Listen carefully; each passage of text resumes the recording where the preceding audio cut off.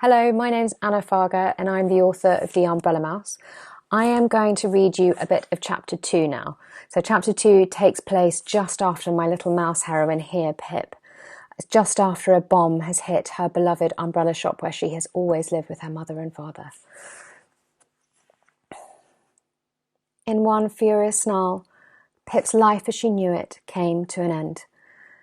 The bomb struck Bloomsbury Street like lightning and belched its insides outwards in a hot black cloud that swallowed the sun.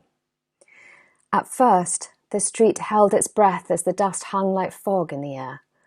Smouldering papers and photographs fell from the sky like autumn leaves tumbling in a breeze. Mr. and Mrs. Smith's cherished wedding picture came to rest on the front step of where James Smith and Sons umbrellas had once stood. Above it, there was no longer a door to welcome customers inside. The shop was lying as helpless as a house of cards, blown to pieces by a careless player. Deep beneath the mangled bricks and broken glass, little Pip Hanway opened her eyes in the dark. "Mama!" she coughed. "Papa!" But only a dull roar bellowed in her ears.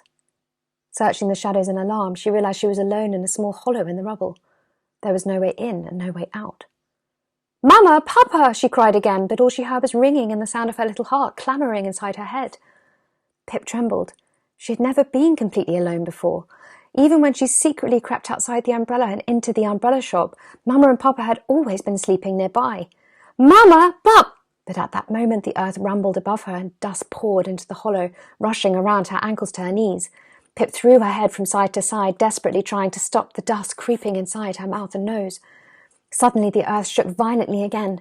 At once the darkness overhead cracked into a jagged web of light. With a racing heart, Pip hurried through a tiny opening like thread passing through the eye of a needle and chased the slivers of daylight to the street above. But the world Pip laid eyes on was not the world she knew. Sirens wailed, and men and women ran frantically past buildings that were stripped of their walls and windows. Once private places were now rooms on public display. She shuddered at a painting dangling lopsided in an upstairs bedroom, hanging perilously above a floor that had been blown away. The number 8 bust of Bethnal Green that normally stopped in front of the umbrella shop was now standing crippled in the middle of the road, with smoke billowing out of jagged, broken windows. It was then that a terrible shiver of panic threw Pip's eyes wide open. Ahead of her, the half-closed Hanway umbrella lay beneath the bus's front tyre, rippling with the smouldering ebony glow. Pip's legs trembled with terror. Clambering over shattered bricks and glass 20 times her size, she reached the road and sprinted for the umbrella, zigzagging through the enormous boots and high-heeled shoes that were chaotically crashing across her path. A few moments brought her to the bus, moaning as it buckled in the heat and spat flame and smoke that curled her whiskers as if she had crawled into an open fire. "Mama! Papa!" she cried, reaching for the umbrella. She yelped in pain as her paws flinched and blistered on its tarpaulin.